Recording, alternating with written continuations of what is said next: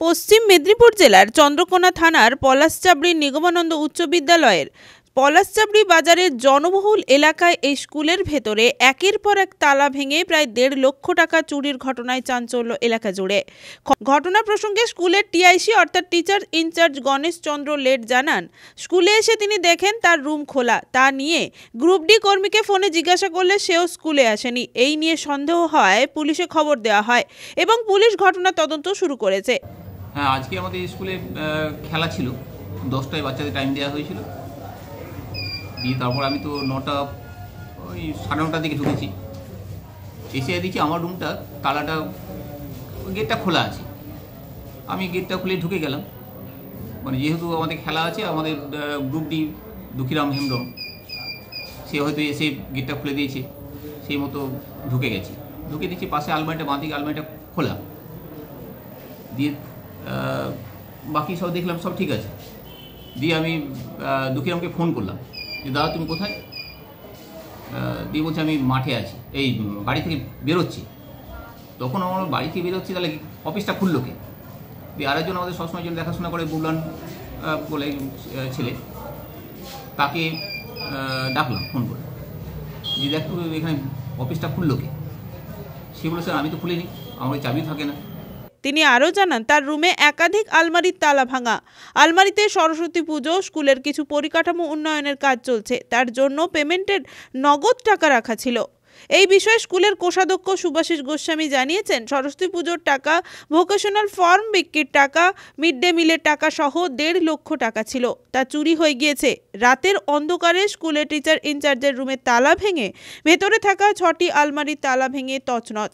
আলমারিতে রাখা 1.5 লক্ষ টাকা চুরির ঘটনায় রীতিমতো চাঞ্চল্যের সৃষ্টি হয়েছে এলাকা জুড়ে। স্কুলে এসে জানতে পারলাম যে বিদ্যালয়ে চুরি হয়েছে। তারপর পুলিশ সাহেবরা থানা থেকে আসার পর আমরা তার সাথে ঢুকলাম। ঢুকে দেখি সব আমাদের যে টাকা থাকে যেখানে আলমারিতে সব খোলা হয়ে পড়ে আছে, আলমারির তাড়া দিয়ে। এখানে আপনার সরস্বতী পূজার টাকা আর ভোকেশনাল ফর্ম বিক্রি, মিড ডে মিলের সব টাকা ছিল। মোট মিলিয়ে কত অ্যামাউন্ট ছিল? 1.5 লক্ষ টাকার উপরে ছিল। সেটা খোয়া গেছে, মানে চুরি হয়ে গেছে, নেই দেখতে পাচ্ছি। আলমারি ভাঙা, পুলিশ বাবুরা দেখলেন। অন্যান্য আর কিছু চুরি হয়েছে? অন্যান্য এখনো যেটা মনে হচ্ছে ঠিকই আছে। খাতাপত্র তো দেখছি যেভাবে গুছিয়ে রেখে গেলাম সেইভাবেই আছে, কোনো কিছু মানে যে তছনছ করা সেটা করেনি। শুধুমাত্র লকার ভাঙা, টাকা পয়সা গেলাম খোঁজার জন্য 5-6টা আলমারি ভেঙেছে আমাদের। ব্যাপার প্রশাসনকে জানিয়েছেন? হ্যাঁ, প্রশাসনকে জানিয়ে চাইল। প্রশাসন আসার পরেই তাদের সাথে এসে আমরা এই রুমে ঢুকেছি।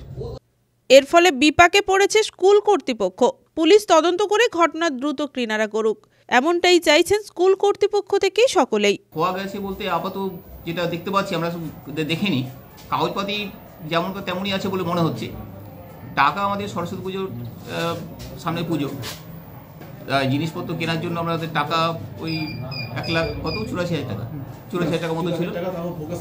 ভোকেশনাল কিছু টাকা ছিল, মিড ডে মিলের কিছু টাকা ছিল, ফার্ম বিক্রির টাকা ছিল। এইসব টাকাগুলো টুকটাক ছিল। যেহেতু স্কুলে কাজ চলছে, পিছন দিকে আমাদের ড্রয়িং চলছে, সামনে মাঠে কাজ চলছে, হ্যাঁ সিসি ক্যামেরার কাজ চলছে, বিভিন্ন কাজ চলছে বলে কিছু টাকা আমরা ক্যাশে রেখেছিলাম ওগুলো দেওয়ার জন্য। সবসময় তো তারা আর্জেন্ট চায়, সেই হিসেবে এখন এইটুকুই বোঝা যাচ্ছে। আর কি খাওয়া গেছে না দেখা পর্যন্ত বলতে পারছি না। পুলিশ প্রশাসন তদন্ত করছে? হ্যাঁ, পুলিশ প্রশাসন এসছেন, সঙ্গে সঙ্গে ওনারা এসছেন, সহায়তা করছেন, তদন্ত করছেন। ব্যুরো রিপোর্ট, খবর BCBS।